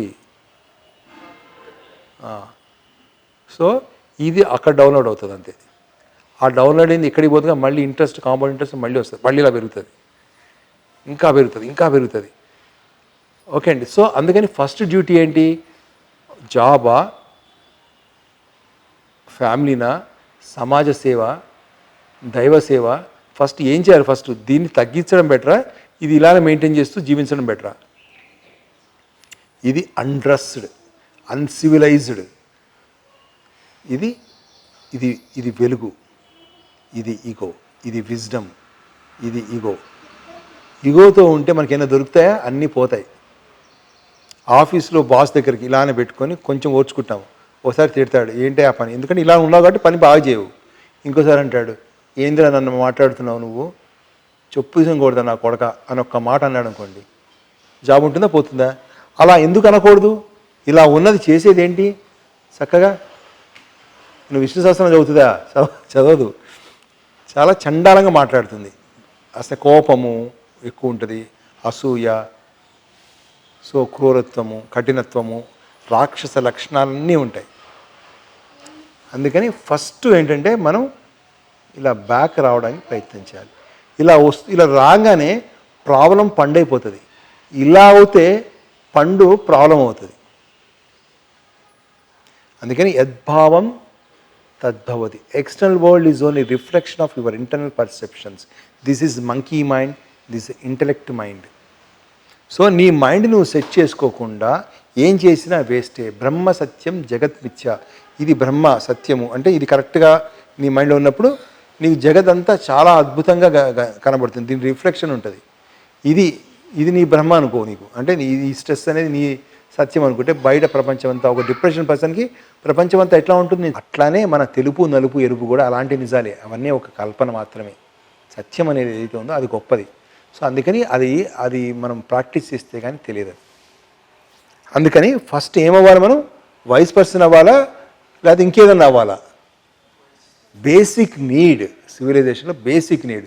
ఈ 2వ క్లాస్లోనో 3వ క్లాస్లో చెప్పాల్సిన సబ్జెక్టు నేను ఈ 30 ఏళ్ళ వాళ్ళకి, 50 ఏళ్ళ వాళ్ళకి, ఇలా ఈ వయసులో నేను చెప్తున్నానంటే ఈ యొక్క సబ్జెక్ట్ మీద వర్క్ చేయడం అనేది మన దేశంలో ఉన్న అతి గొప్ప విలువైనటువంటి ఇది మనం పోగొట్టుకున్నాము.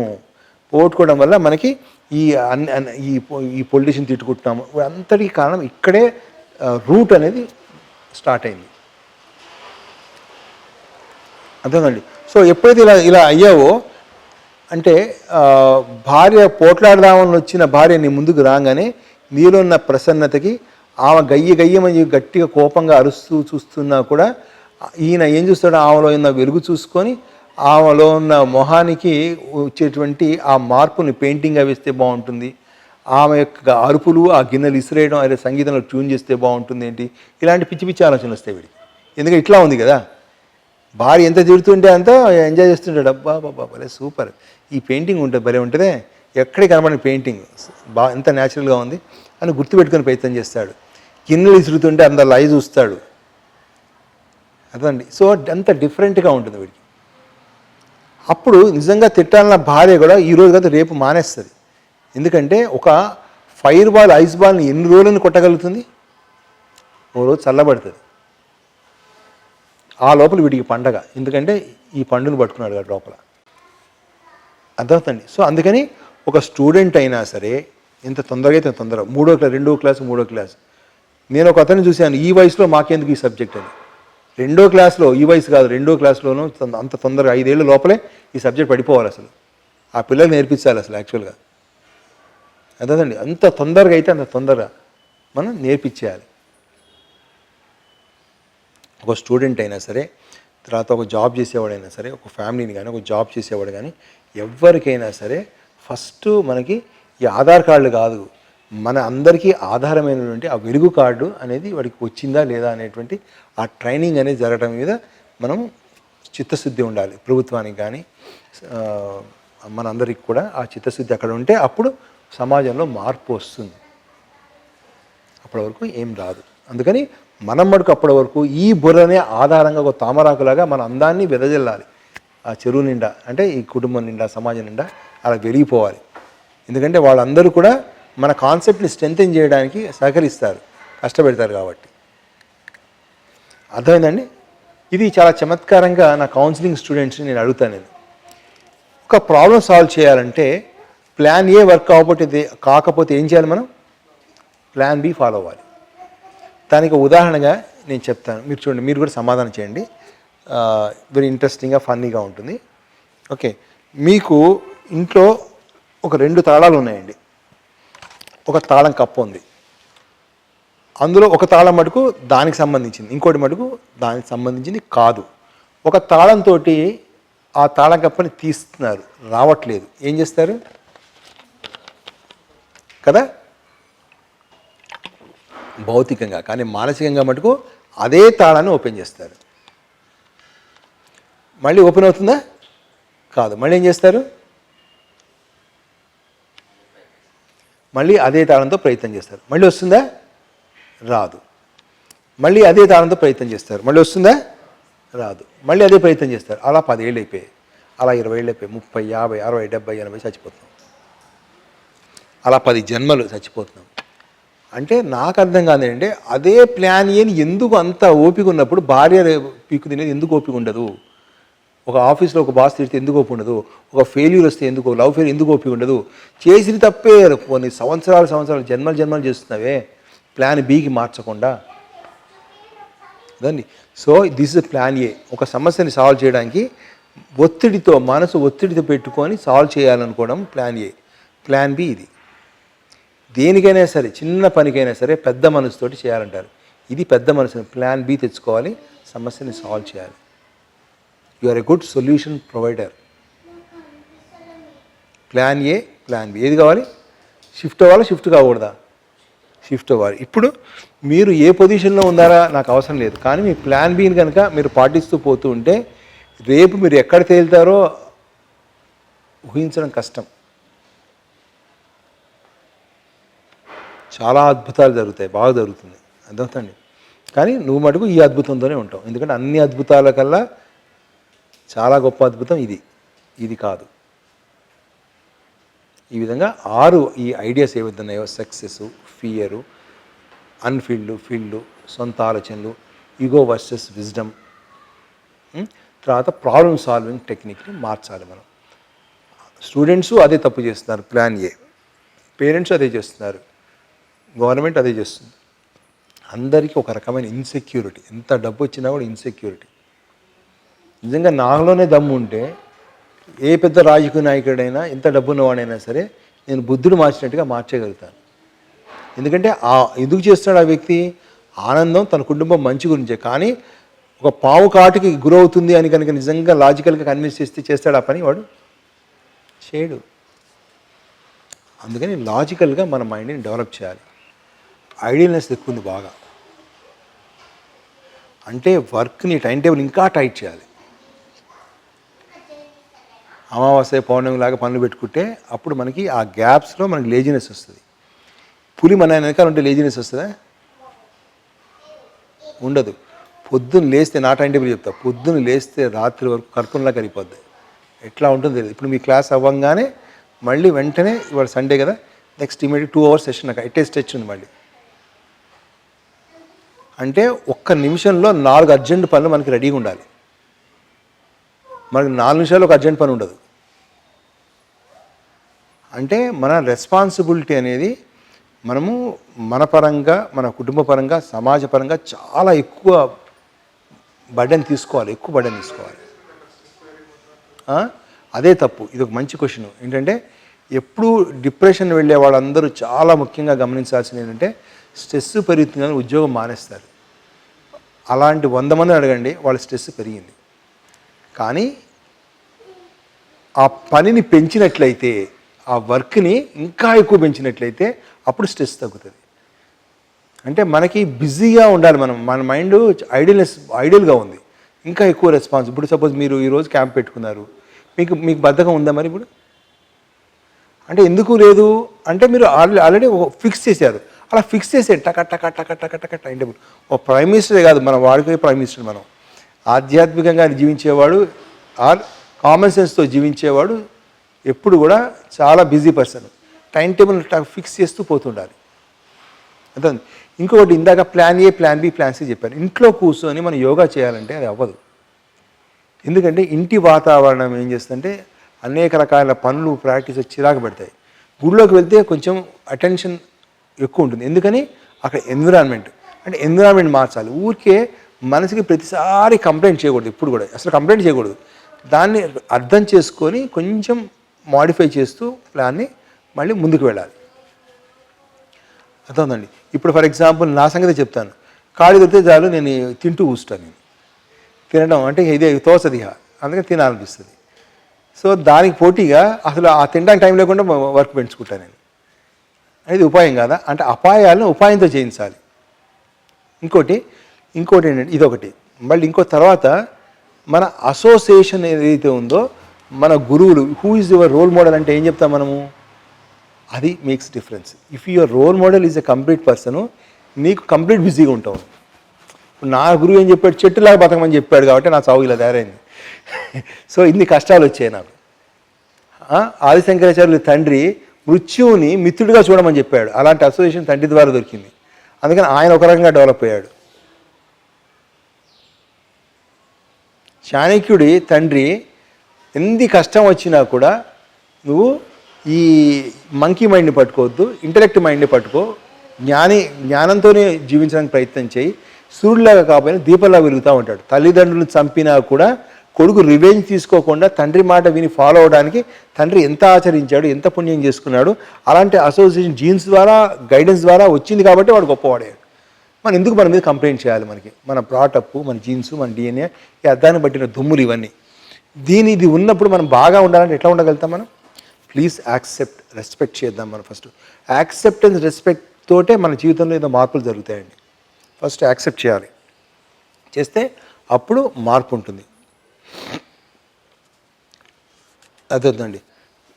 సో ఇప్పుడు నేను చెప్పేదండి, ఈ 3 వర్క్ చేయండి. ఒకటి జ్ఞానము, ఒకటి గోమాత, ఒకటి ధ్యానము. దీని ద్వారా ఇంటర్నల్గా పవర్ఫుల్గా అవ్వండి. తర్వాత టైం టేబుల్ని చాలా చక్కగా కార్యాలతోటి ఎక్కడ కూడా బ్రేక్ ఇవ్వకుండా మీరు ఫిక్స్ చేయండి. ఎక్కడన్నా ప్రాబ్లం వస్తే మా లాంటి వాళ్ళతో డిస్కస్ చేయండి. అప్పుడు ఒకప్పుడు అతని ప్రాబ్లం ఉంటుంది అది. సో దాన్ని కొంచెం ఐడియా చెప్తాడు, అది ఫిలప్ అయిపోతుంది. ఆ విధంగా మనం help line, Kaun Banega Crorepati help line ఉంటుంది కదా, కాల్ యూ ఫ్రెండ్ అని, అది యూజ్ చేసుకుంటే దాన్ని ఫిలప్ చేయాలి. అలా త్రూఅవుట్ ద డే మనం పెట్టుకోవాలి. ఇంకొకటి ఏంటంటే సార్, మనకి లేజినెస్కి కారణం ఏంటంటే ఈ కంటిన్యూటీలో లోపం రావడం. టూ మెనీ ప్రయారిటీస్ అటాచ్మెంట్లో ఎక్కడో అక్కడ మనకి పిల్లికి పాలు తాగే పరిస్థితి వస్తుంది. బద్దగా నాకు ఏం చేస్తుంది, అక్కడ ఒకళ్ళకి అడుగుతాము, అపాయింట్మెంట్ అడుగుతాము, పోయా ఊరికే సతాయిస్తాను, విసిగించకు, పంపించండి ఆయన్ని. ఆ ఒక్క ఆలోచన మనము డ్రాప్ అయిపోయే స్థితి ఏర్పడుతుంది. ఓసారి మేము స్టూడెంట్స్కి 5,000 మందితో క్యాంప్ కండక్ట్ చేసేవాళ్ళం స్టూడెంట్స్ తోటి.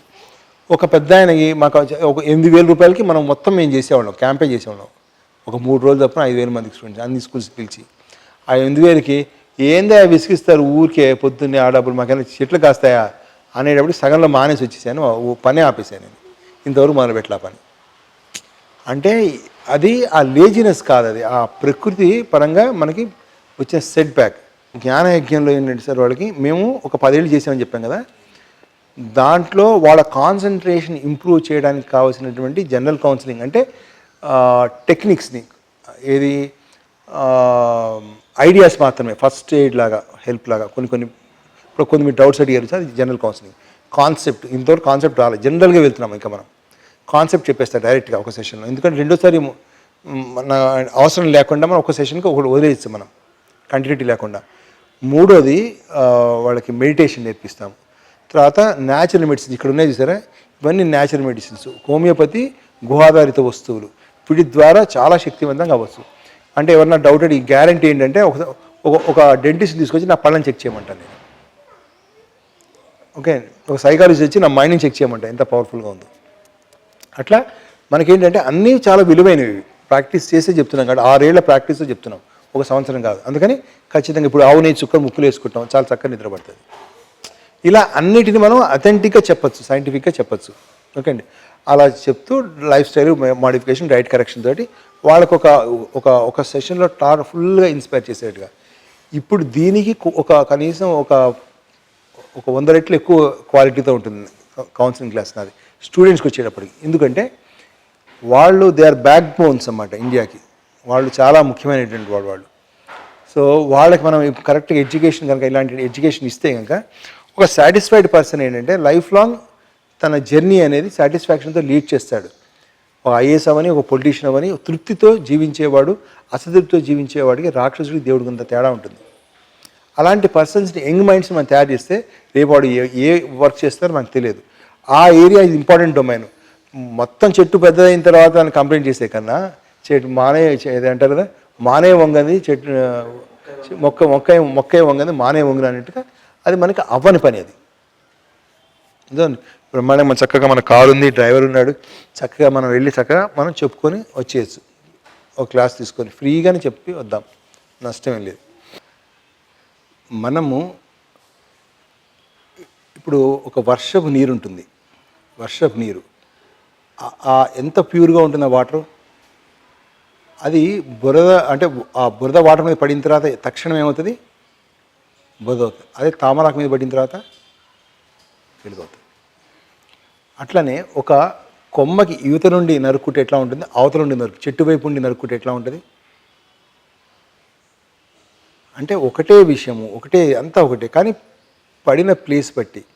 అదే వర్షపు చినుకు ఆ చేప నోట్లో పడితే ఏమవుతుంది, ముత్యపు చిప్ప అవుతుంది. అంతేనా? అంటే మన థాట్సు, మన యాక్షన్స్, డెసిషన్స్ ఎక్కడ ల్యాండ్ అవుతాయి దాన్ని బట్టి విలువ క్రియేట్ అవుతుంది, లేదా విలువ పోతుంది. కానీ పరిస్థితి వల్ల, మనుషుల వల్ల కాదు. అందుకని టోటల్గా మన మైండ్ కంట్రోల్ అనేది, మన రిసోర్సెస్ అన్నీ కూడాను మనము జ్ఞానం తెలుసుకొని ఎందులో పడితే ఇది ముత్యమవుతుందో, గొప్పదవుతుందో, మనం సూర్యుడిలాగా అందరికీ బెనిఫిట్ అవుతుందో, ఒక వ్యక్తి కాదు, ఒక పని చేయడం అంటే అందరికీ ఉపయోగం ఉండాలి. యజ్ఞం చేసాము, అక్కడ చేసే వాళ్ళకి ఉపయోగము, అట్మాస్ఫియర్కి ఉపయోగము, అన్నీ ఉపయోగాలు ఉంటాయి ఒక పని చేయడం వల్ల.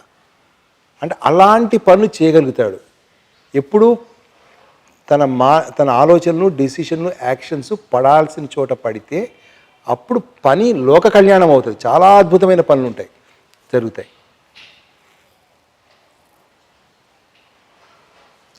అర్థం సార్? సో దానికి నేను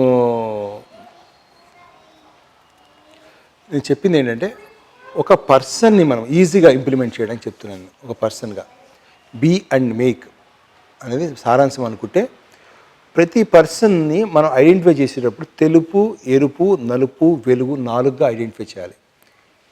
దీనికన్నా ముందు మెటీరియల్ ఉంటుంది, ఆస్తిపాస్తులు, ఇల్లు, ఇవన్నీ బలగం, ఇవన్నీ ఉంటాయి. ఇంకా నీచం.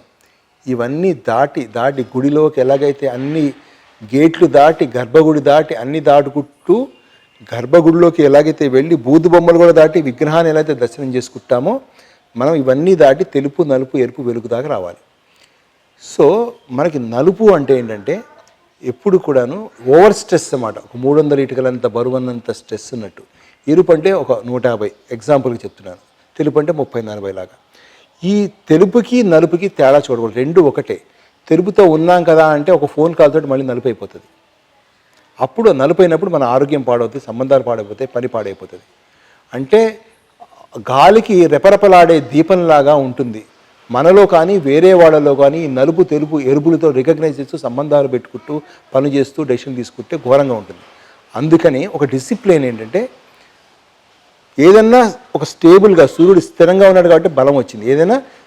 ఏదైనా ఒక మొసలి నీళ్ళల్లో ఉంటే కానీ దానికి బలం వస్తుంది. అట్లనే మనం ఏంటంటే మనకి ఒక వెలుగు అనేది ఒకటి ఐడెంటిఫై చేయాలి సార్. ఒక నమ్మకంతో దాన్ని ప్రాక్టీస్ చేయాలి. ఇప్పుడు మీరు అడిగిన క్వశ్చన్కి వెలిగే కారణం, మీరు వింటున్న చెవులకి సోర్స్ కూడా అదే వెలుగు. మీ అస్తిత్వానికి కూడా మీ వెలిగే కారణము, అన్నిటికీ వెలిగే కారణం.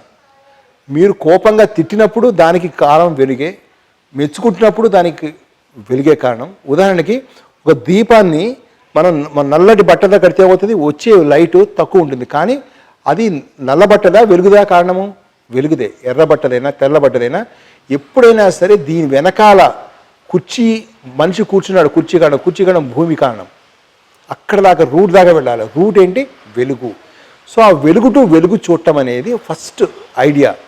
మనలో వెలుగని, వేరే వ్యక్తిలో వెలుగు అనేటువంటి ఆ యొక్క డిసిప్లిన్ కంటిన్యూగా ఆగకుండా జలపాతంలాగా, తైలధారలాగా మన మనసులో అలా కదులుతూ ఉన్నప్పుడు మనకి ఒక ఆవగింజలాగా ఉన్నటువంటి బలం ఆకాశమంత విశాలంగా మనం ఏర్పడి అత్యంత శక్తివంతంగా మనం తయారవుతాం. కాబట్టి అప్పుడు ఆ స్థితిలో ఉంటూ ఏ పనైనా సరే మనం లోక కళ్యాణం గురించి చాలా మంచి పనులు చేయగలుగుతాం.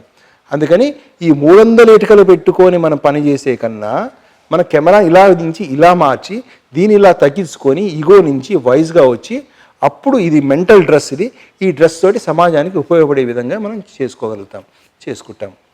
అప్పుడు జీవితం బాగుంటుంది.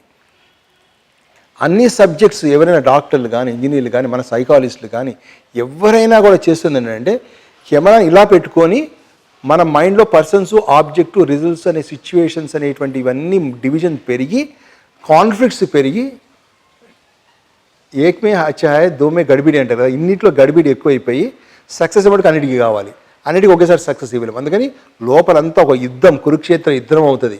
కౌరవ పాండవులు యుద్ధం అంటే అదే, మనలో ఉన్న మంచి చెడులు అంటే డిఫరెంట్ ప్రయారిటీస్ కొట్టుకుంటూ ఉంటాయి. మనం మటుకు ఇదే పోతుంటాం, ఇక్కడ పెంచుకుంటూ పోతుంటాం. దీని రిఫ్లెక్షన్ అది. ఈ స్ట్రెస్ పెరుగుతూ 200, 300, 400 పెరుగుతుంది, నాకు వరస్ట్ అవుతుంది.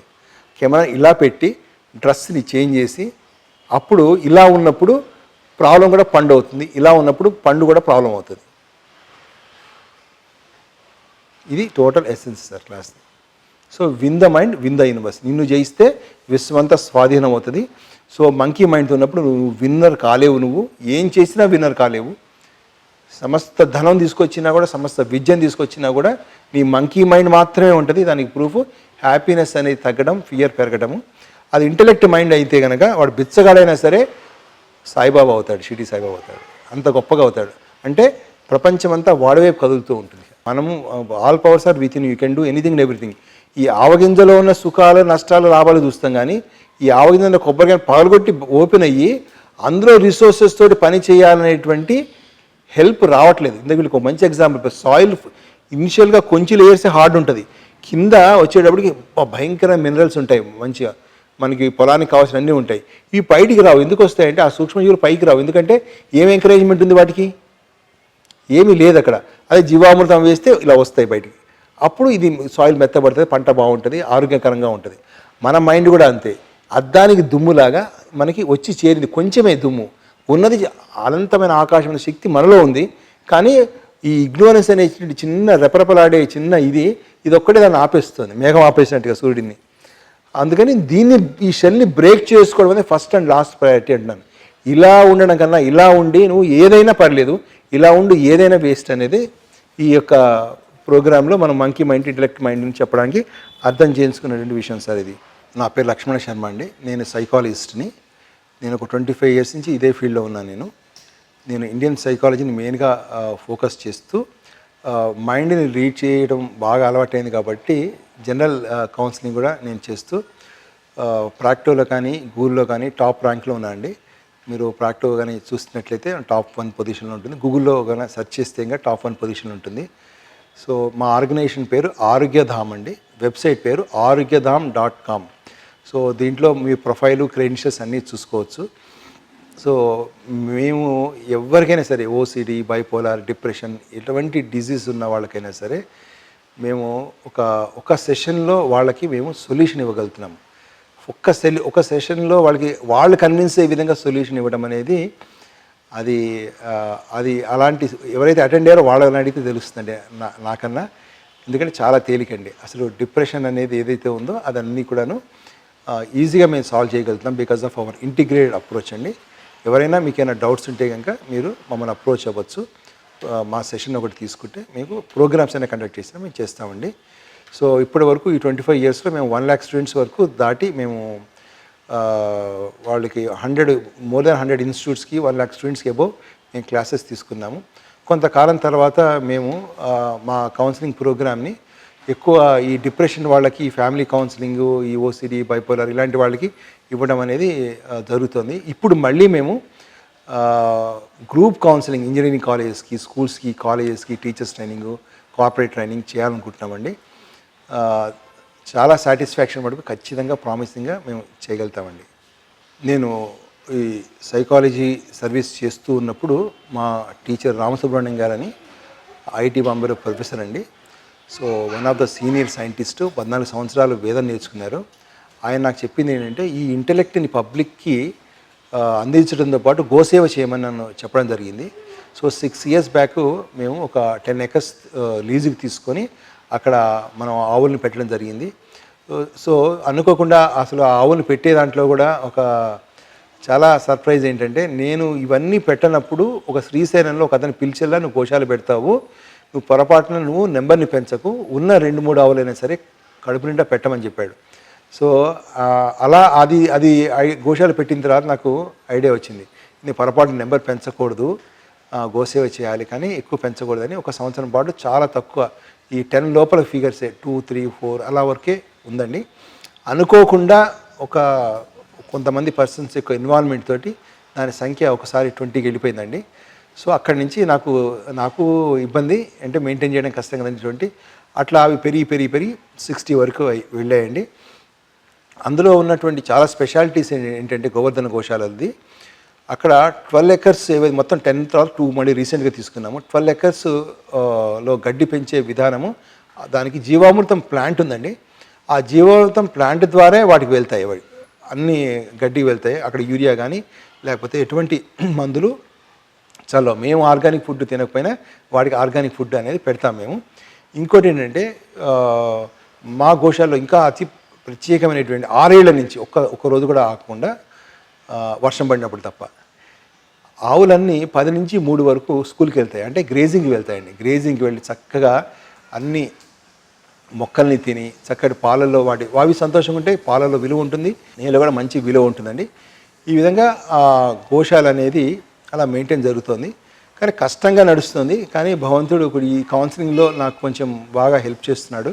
సో ప్రాక్టీస్ బాగుంది కాబట్టి కొంత హెల్ప్ చేస్తున్నాను, కొంచెం లైక్ మైండెడ్ పీపుల్ కూడా కొంచెం హెల్ప్ చేస్తున్నారు. సో ఒక రీసెంట్గా మేము అడాప్ట్ ఏ కౌ అని చెప్పి ఒక స్కీమ్ పెట్టామండి.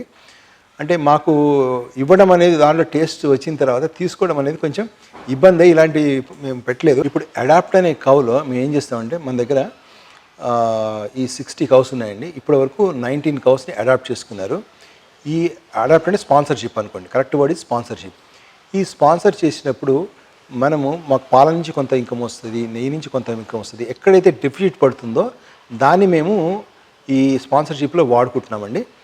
సో ఏమవుతుందంటే సపోజ్ ఈ 19 మెంబర్స్కి మేము ఇన్ రిటర్న్గా వాళ్ళకు 3,000 రూపీస్ ఒక కౌనికి స్పాన్సర్ చేస్తారండి. దానికి మన గోశాలలో తయారైన నెయ్యిని ఒక 500 ml ఫస్ట్ ప్రయారిటీ వీళ్ళకి, సేల్స్ కాదు, ఈ స్పాన్సర్స్కే మేము 500 ml ఫ్రీగా ఇస్తాం.